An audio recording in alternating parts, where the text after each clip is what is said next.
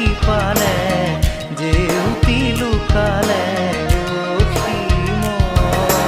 নভবা কথাও হঠাতে হয় চাগে পায়ো হেৰুৱালো বুজি পোৱাৰ আগতে